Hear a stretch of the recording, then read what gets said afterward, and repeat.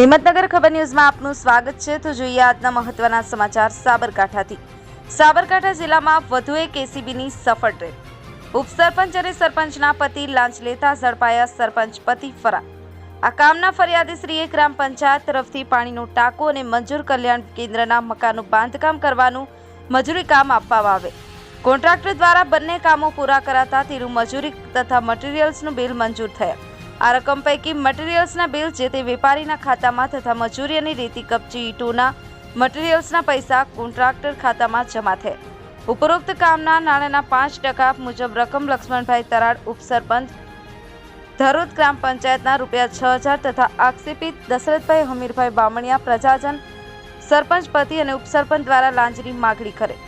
જે લાંચની રકમ કોન્ટ્રાક્ટર આપવા માંગતા ન હોય એસીબીનો સંપર્ક કરે અને આજરોજ લાંચના છટકા દરમિયાન લક્ષ્મણભાઈ તરાડ ફરિયાદી સાથે હેતુલક્ષી વાતચીત કરી લાંચની રકમ સ્વીકારી સ્થળ ઉપર પકડાઈ ગયેલ અને આરોપી દશરથભાઈ પ્રજાજન ધરોદ સરપંચના પતિ હાજર મળી આવેલ નથી।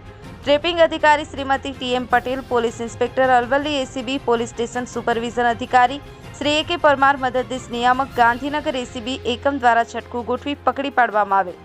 જીતુભા રાઠોડ, હિંમતનગર ખબર ન્યૂઝ, રમેશ સત્યની સાથે। આપની આસપાસ બનતી ઘટનાના સમાચાર જોવા માટે હિંમતનગર ખબર ન્યૂઝને લાઇક કરો, શેર કરો, ચેનલને સબસ્ક્રાઇબ કરો।